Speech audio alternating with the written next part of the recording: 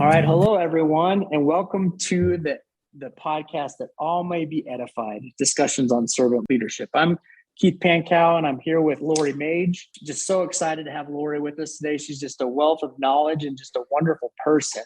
I'm going to tell you a little bit about her. For the last 2.5 decades, professional life and leadership master practitioner and coach Lori Mage has been obsessed with answering the question, how do you live a great life? Fulfilling her potential as a human being and helping others build lives and careers that they absolutely love.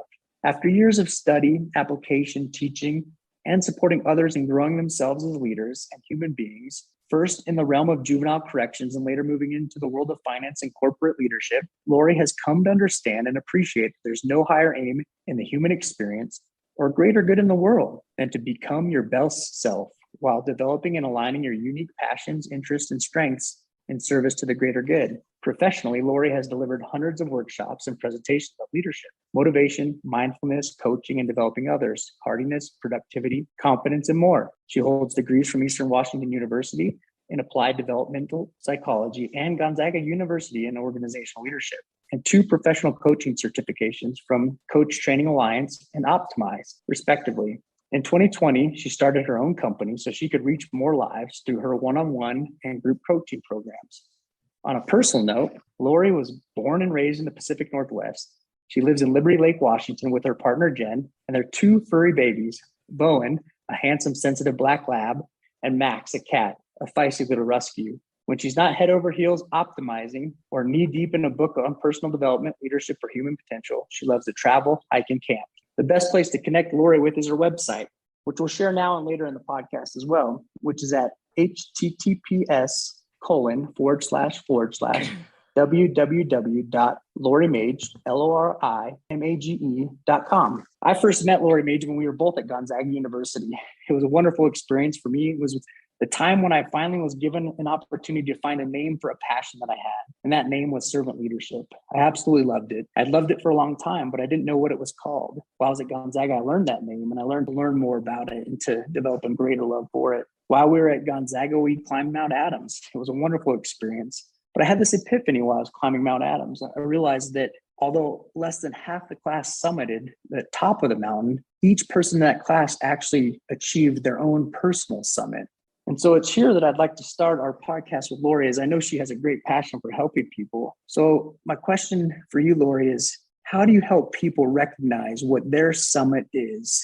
And how do you help them get outside their comfort zone a little bit so that they can achieve their greatest summit and not stop at some of those false summits?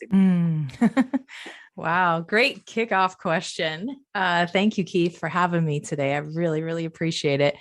And, so, man, I think that there's some value in the false summit from time to time. You know, there's so much when I think about even our journey in our lives, there really is no wrong way. There's always learning, there's always growth. And wherever you pause, I just believe that that is part of your journey until the next is awakened. So the people that I work with, how do we actually identify the summit? That is like the hardest thing that we work on, and it's constantly being chiseled away at, right? So I think we've all had that experience of like growing up. It's like, who do you want to be when you grow up? You know, everybody's always asking you that question. And I don't know about you, Keith, but when I was a kid, there was like just a handful of things that the counselor at school would talk about. It's like, oh, you could be a nurse or a teacher or a police officer, or a firefighter, you know, dating myself here. But back when I was growing up, there wasn't people who were like out there on the nature channel exploring the world and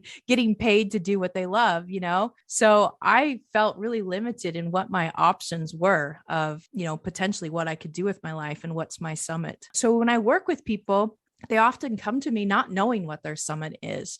Oftentimes I work with people as, I think it was, and maybe you can help me out here, Keith. I think it might've been Stephen Covey or Peter Drucker that talked about the misfortune of life is you climb the corporate ladder only to get to the top to realize the ladder's leading against the wrong building. And I've heard that quote, but I couldn't remember which one gave it either. That's a great thought. Yeah. So oftentimes I think people follow, you know, what society tells them they'd be good at, what their school counselor, what some sort of assessment they took in junior high said they'd be good at, only to get to the top and not be feeling fulfilled.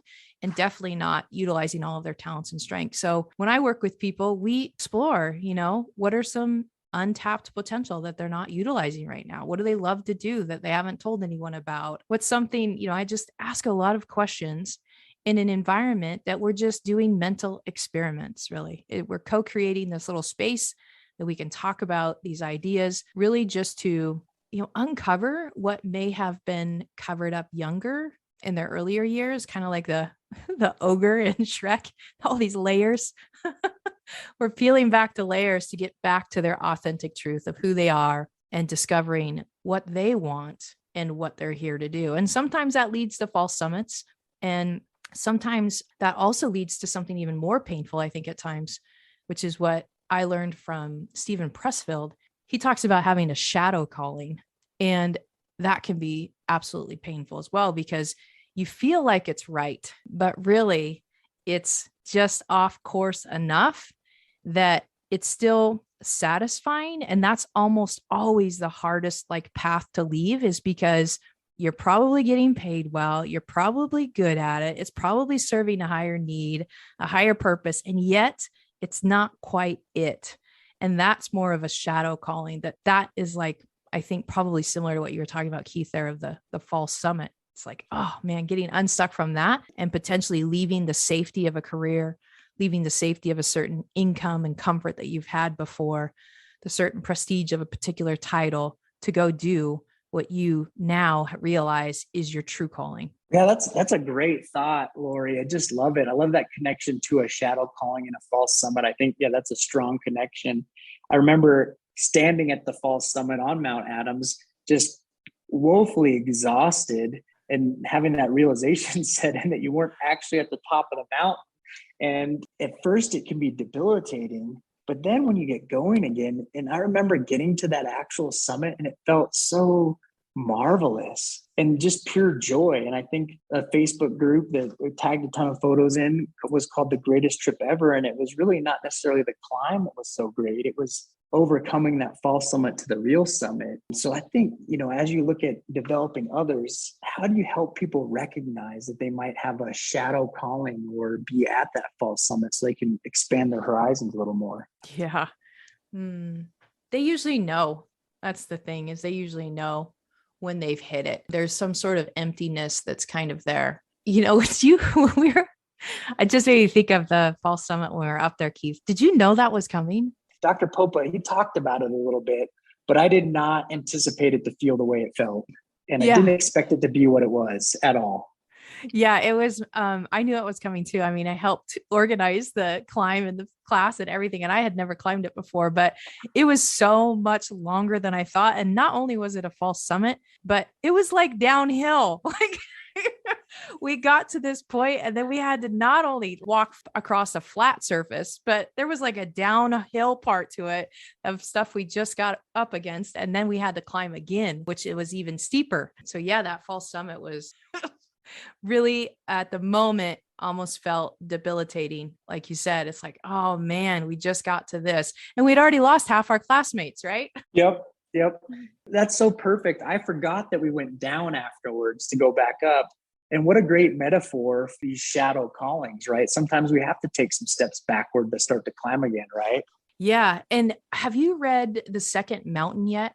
No, not yet. No, I'm gonna have to look that up. So this is a perfect analogy of the mountain that we're talking about here, is that I think it's David Brooks that wrote the book, The Second Mountain. And basically he says we go through our first life summiting this one mountain, the first mountain. And the first mountain is all about what he calls resume virtues. It's having the title, the certain letters after your name, a certain income, doing what society tells you is going to make you happy and flourish and all of this stuff.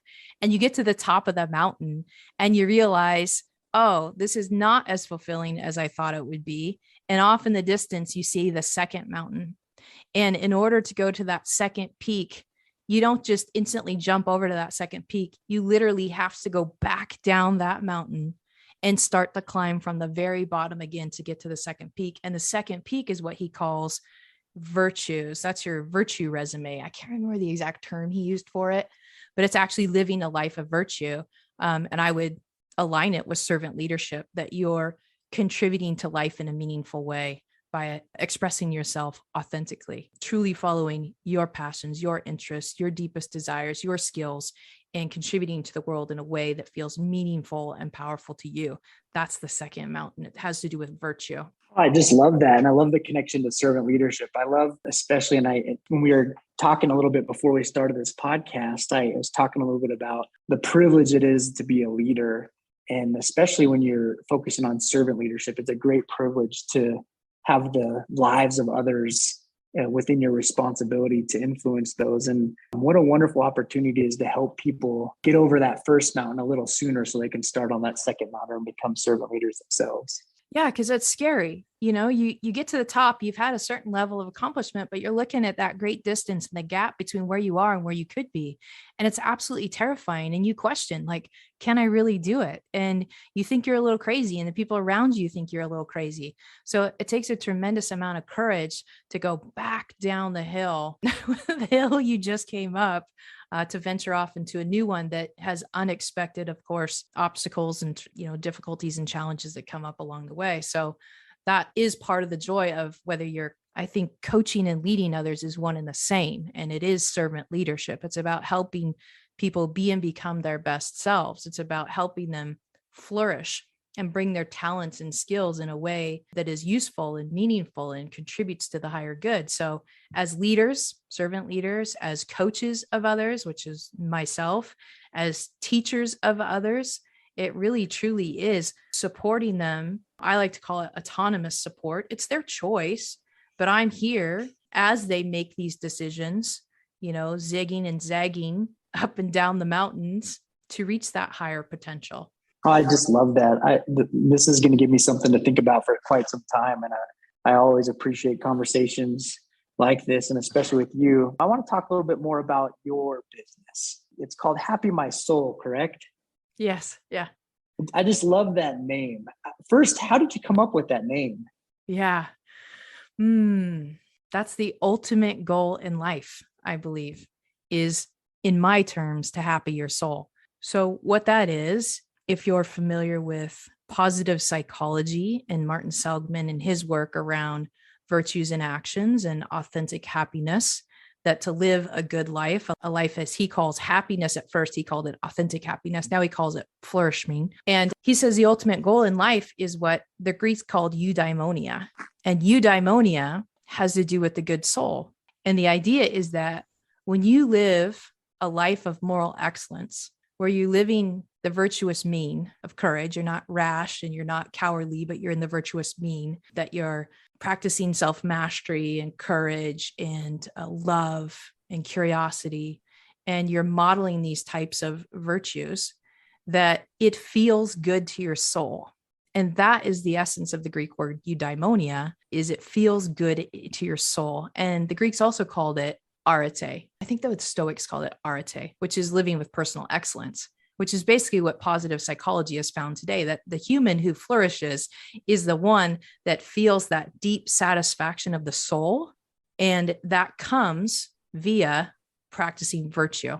And so when I think about my business, it's Happy My Soul, because that's the ultimate goal. I'm trying to help people feel that deep sense of eudaimonia, to feel the good soul, where your inner soul is happy with your behavior that you're exercising in the world. You're demonstrating personal excellence, and it just feels good. It's hard.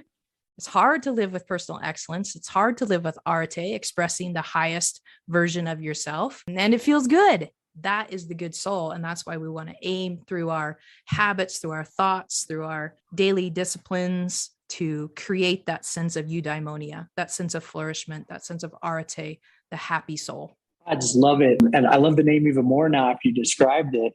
Man, that's just such a wonderful thought. And I really appreciate that you connected living this life of virtue to sometimes having challenges and hard things, because oftentimes some of the things that are best for us they're not easy, right? It's getting over that false summit, moving on to that second mountain. Those are hard things to do, to feel that. So I really appreciate that connection was made there. Yeah, I was going to add that I think it directly relates to servant leadership too. I think one of the challenges that people, when they think about servant leadership, is that being helpful to others and serving others in kind of this like really kind of meek, quiet, kind of just easygoing, kind of there as a supportive role. But for me, servant leadership is often doing the thing that may not be the most popular thing. When I'm coaching others, I think the difference between a really, really great coach and a coach that's subpar is that the great coach is practicing servant leadership.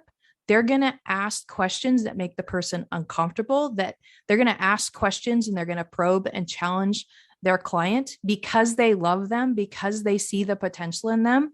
They are not aiming for what would be called people pleasing, right? That I just want to be liked and I'm going to encourage you. I'm going to tell you, rah, rah, good job. You could do this. But I'm actually going to truly serve them by asking questions that make them uncomfortable and putting situations up in front of them to have a mental experience that makes them uncomfortable. It's not uncommon for people that I work with that I'll say something to them and they'll respond back, I hate you and I love you.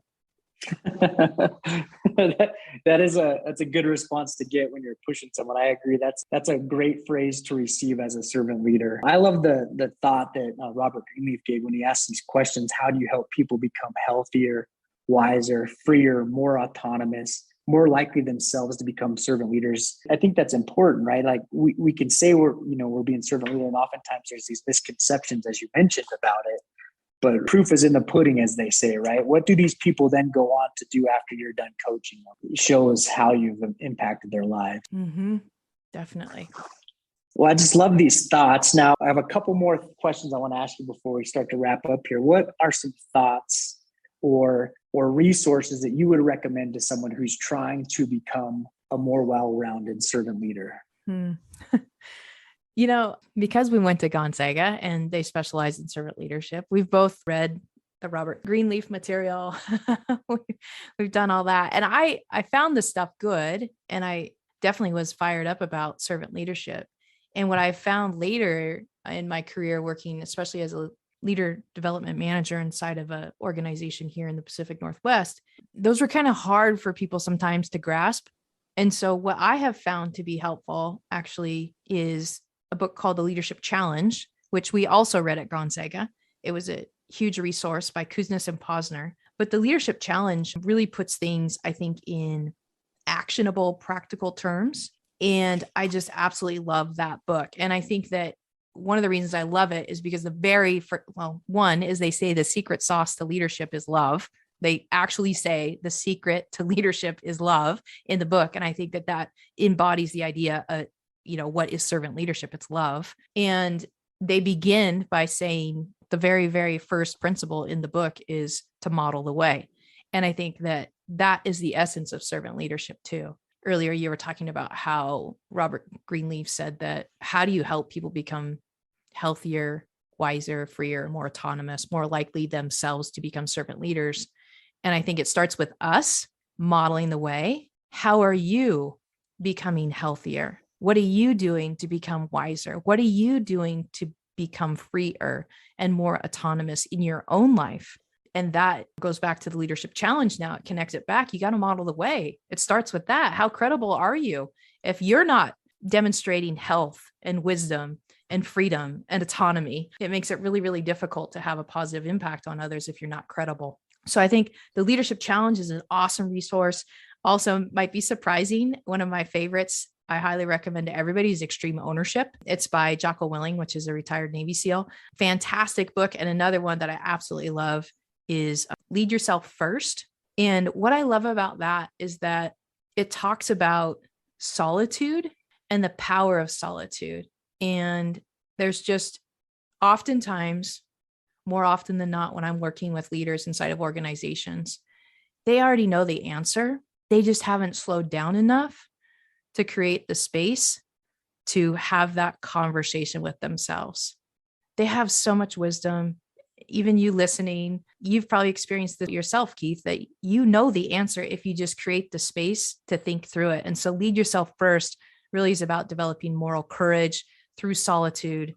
And it's just a fantastic resource for that. Yeah, I just love that thought. And I was going to leave my parting challenge to the listeners till the end, but I think I'm going to throw it in right there.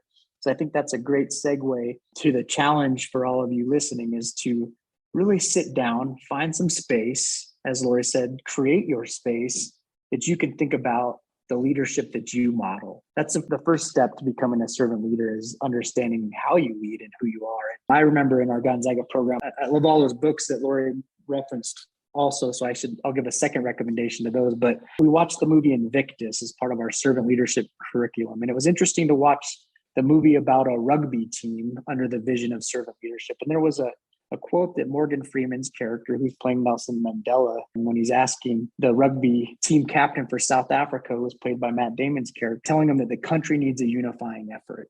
So he needs them to lead them. And you can tell Matt Damon's character sees the challenge ahead of him. And so Nelson Mandela says something to the effect of, how do you get them to think they can become better than they think they are? That is the challenge. And I think the first step of that is, how do we get ourselves to become better than we think we are? And then, as Lori referenced, how do you see those around you? Do you see them as they are, or do you see them as better than they are? And I think those implications will drive our leadership. Well said. Oh, man. Any parting thoughts before we wrap up here, Lori? Yeah, I think the solution to every problem we face is leadership. Whatever challenge that's happening inside of a family, whatever challenge is happening inside of an organization, whatever challenge is happening in the world, is a leadership breakdown. Either a leadership breakdown of self-leadership, not taking accountability, not understanding who you are, what you want, what you're here to do, what are your strengths, passions, interests, weaknesses, and owning that, or a formal leadership breakdown of not seeing the potential in others, not having a vision that we're all fired up about, not connecting and caring with the people on your team, and coming up with creative solutions to the problems we face. I just think we need leadership more than ever right now in our world, with the pandemic that we're in, challenges that we face politically, the challenges that we face, socially, economically, is leadership.